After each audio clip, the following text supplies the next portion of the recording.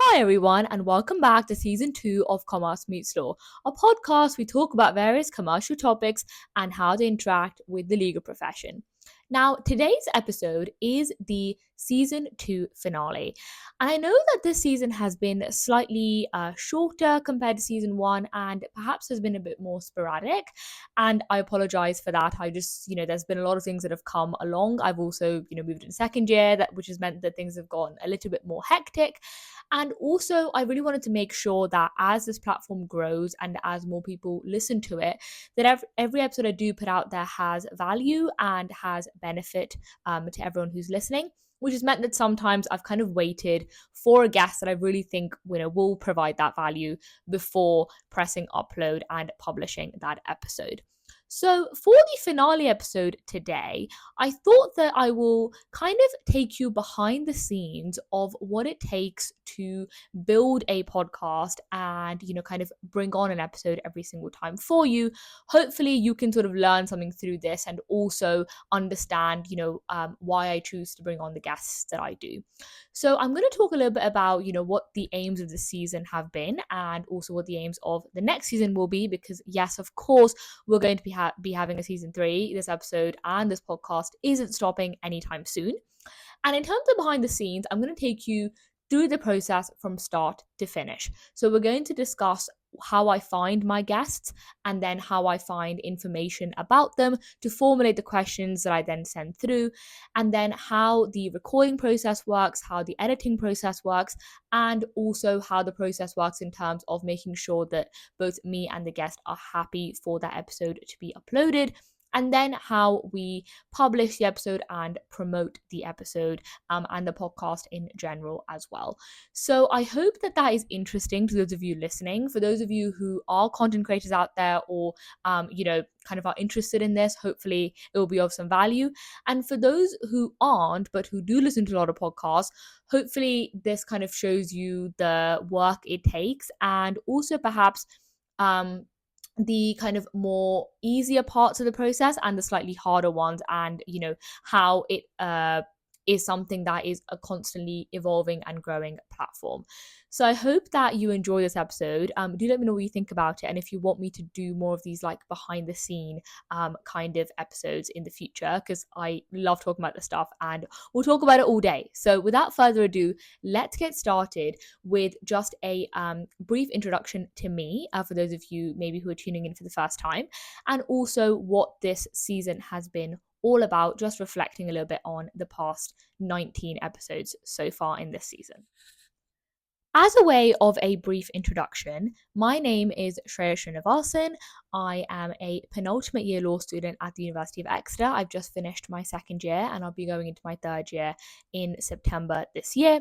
I'm also a future trainee at Skadden, and I am the host and founder of this podcast, Commerce Meets Law, a project that I hold so dear to my heart.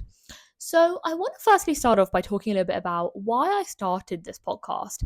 As I said, I have briefly touched on this before, but I think that it's a question that I get asked a lot by people who listen, as well as the guests that I bring on, especially if I sort of, don't know them from before and have just met them the first time when we decide to record the episode. So as you guys know, and as a lot of you would probably have heard about, I participated in the Aspiring Solicitors Commercial Awareness Competition back in 2022.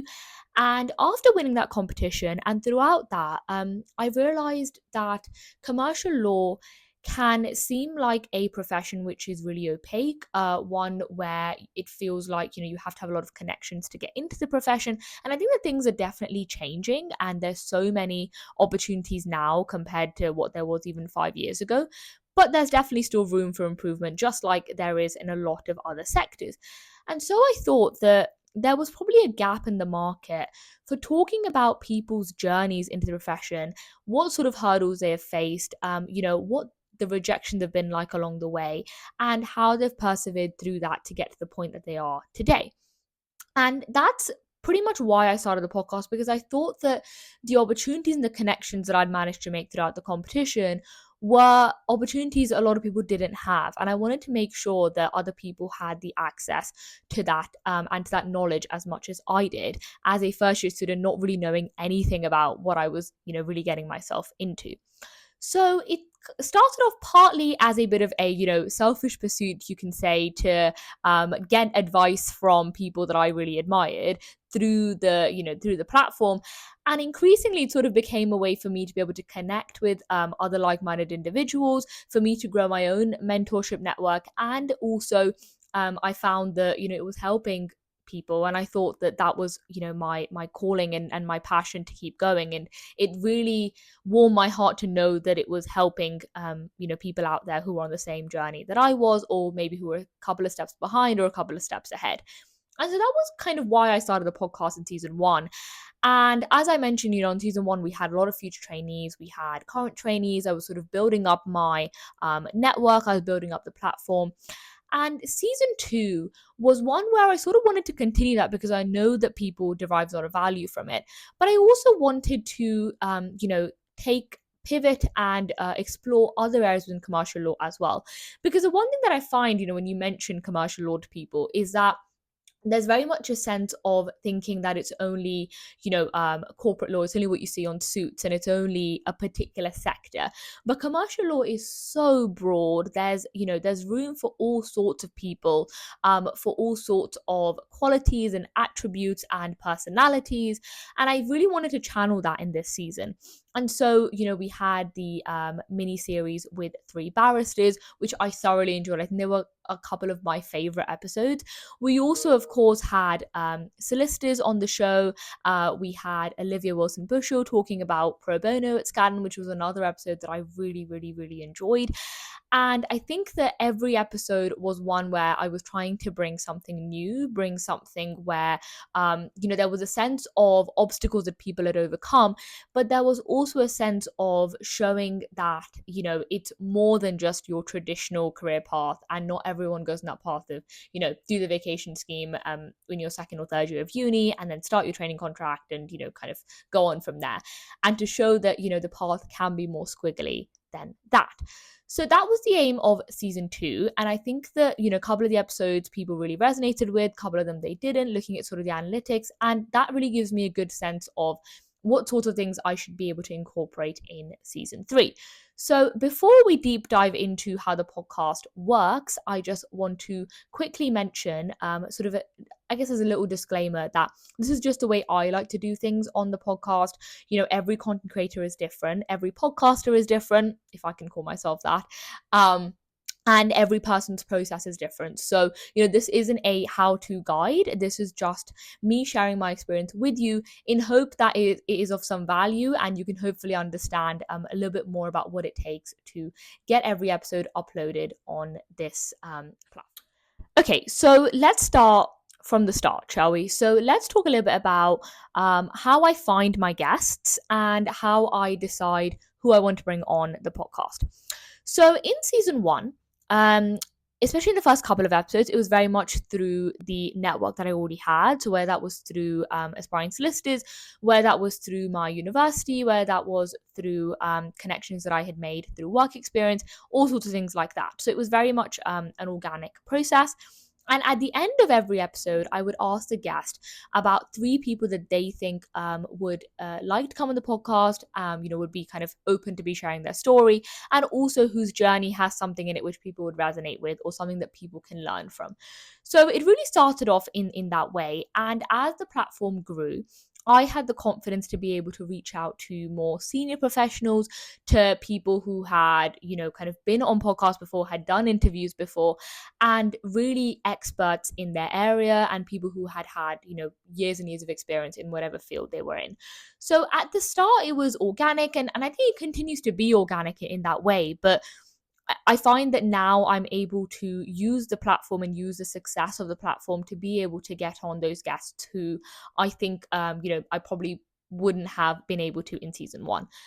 But that doesn't get away from the fact that it is still probably as nerve-wracking as it was when I first started. So even now, when I sort of send out a message, and a lot of these, if I don't know these people, are cold messages on LinkedIn. I look at someone's profile, I think they'll be an interesting guest. I reach out to them and tell them a bit about the podcast, and kind of try and connect with them on LinkedIn or message them if they have that kind of feature enabled, and then wait for them to reply. A lot of times, even now, there are people who don't reply, where that's their busy schedules, they haven't had a time to look at it.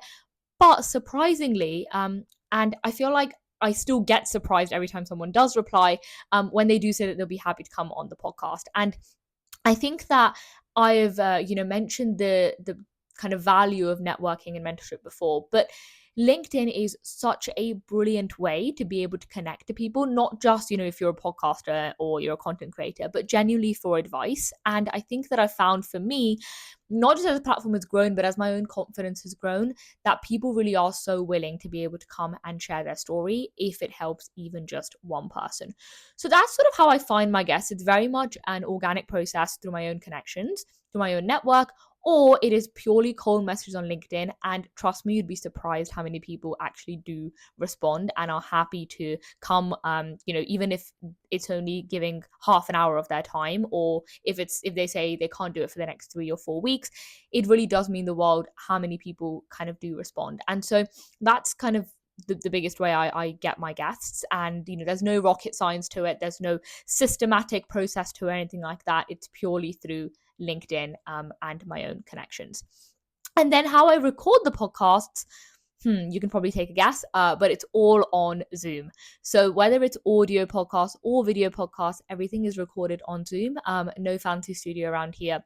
Maybe in a couple of years' time, if we're lucky, but as of now, that's not a possibility. And especially because a lot of the people that I speak to are either in different parts of the UK, sometimes different parts of the world, different time zones. It's so much easier to do it all on Zoom, and use the record feature on there. So Zoom is all I use to record the podcast. And before that, in terms of the questions that I send to the guest, so once we've connected on LinkedIn, I then, if they're happy to come on the podcast, I share the questions that I want to ask them beforehand. Now, this isn't a prescriptive set of questions. This isn't kind of a BBC interview in that way, or kind of a commercial interview. It's very much just to set a general direction for the conversation, just for them to get a sense of what kind of things I want to talk about, and for me to have a bit of a structure. But it always ends up happening that they say something that I find really interesting, or that I find will be useful for people to know a bit more about. And then I sort of, always try and ask them a couple of questions on the fly based on that, unless they've specifically said they're not happy to do so. So that is kind of how I formulate the questions. And again, you can see it's a mix of an organic process of me looking through their LinkedIn profile, looking through any website information they have to formulate my questions. And then the actual conversation is very much it is just that, it is a conversation. We have a structure, but we always tend to go a little bit off that, just because I think it adds a bit more authenticity to the podcast and to the people who listen as well. I think it makes them feel like they can be a part of that conversation. Now, next up, I'm going to talk a little bit about the editing process, and then also what happens once the episode has been recorded and has been edited as well. Again, you're probably going to be surprised by my answer, but in terms of the video episodes, we started to do video podcasts in season 2. We've done a couple of them. I use iMovie. So I have a Mac, so I just use iMovie, the free version, to kind of edit my podcast episodes. I have dabbled with a couple of others, but I found that iMovie does the job pretty well. And the more I've used it, the better I've gotten in hopefully trying to edit these episodes. It is definitely a work in progress. I would not say that editing is my strong suit. So it's something that I'm working on and trying to get better at as the episodes sort of go through. And also, since we now do have a YouTube channel where I do upload stuff about commercial awareness and commercial news stories, that also helps me keep up my editing game and ensure that I can try and get better every single time I upload either an episode or a video on the YouTube channel. In terms of audio episodes, I literally use audio cutter and audio joiner online. They both are free. You can literally search it up on Google and it will come up. Again, very, very simple. I don't do massive amounts of editing in the conversation. This podcast and this platform is all about keeping it authentic and keeping it real. And so I don't go heavy in trying to edit out any of those episodes. What I do edit is once the conversation has completed, I will then do an intro and an outro for the episode. So I will talk a little bit about the guest, kind of give a bit of a history and a background to them. Also mention what I talk about and what we kind of, discuss during that episode. And then the outro where I thank the guest and I also talk a little bit about where you can find us and let us know your feedback. So if you've heard any of the episodes, you probably know what I'm on about. And of course, I also add on the intro and outro music to the podcast episode as well.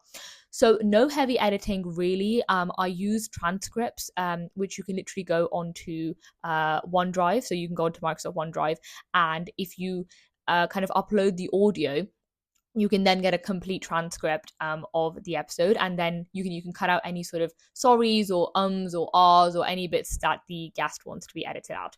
So that is literally everything I use, and then I put the episode together. I send it over to the guest. Generally, if they are working at a firm or if they feel like they want to listen to it before the episode gets published, I always do allow them to do that, because at the end of the day, this content is going out there, and digital content always stays online, as we know. So I make sure that they are happy for me to publish that episode. This whole process takes around about 2 weeks generally. So from the start of finding the guest to the questions to recording the episode to editing. And then once that is all done and I have got the approval from the guest to publish the episode, then it's time to publish, which is a bit I'm going to talk about next. So I use the platform Anchor to publish my episodes. So they only go on Spotify. So I feel like for me personally, I use Spotify the most, and I'm really happy with the fact that they are on Spotify. I think that, getting onto other platforms would be useful at some point, but for now, that is the platform I use. So it's Anchor. I will put all of the links down below to anything I've talked about in this video as well. So once I have then put it on Anchor, I will then kind of give the episode a title. I will do a little description of the episode and of what we've kind of talked about. Again, it's not very long. It's just a name and their kind of current professional title, as well as their LinkedIn profile link if someone wants to go and have a look and connect with that guest. I will then publish that episode, and once the episode has been published, I will then promote it on LinkedIn and Instagram. So we've got a Commerce Meets Law LinkedIn page, and we've also got an Instagram page. I will put them on there. I will also publish it on my stories. So that's generally the promotion I do. Since beginning season 2, we now also have the YouTube channel, as I mentioned, and a TikTok channel. So I use a website called ClipGen, which automatically creates clips using AI from these episodes, and I've done that for the YouTube videos as well. And sometimes I'll upload a couple of those clips on the TikTok channel is also called Commerce Meets Law, or on the YouTube channel as well.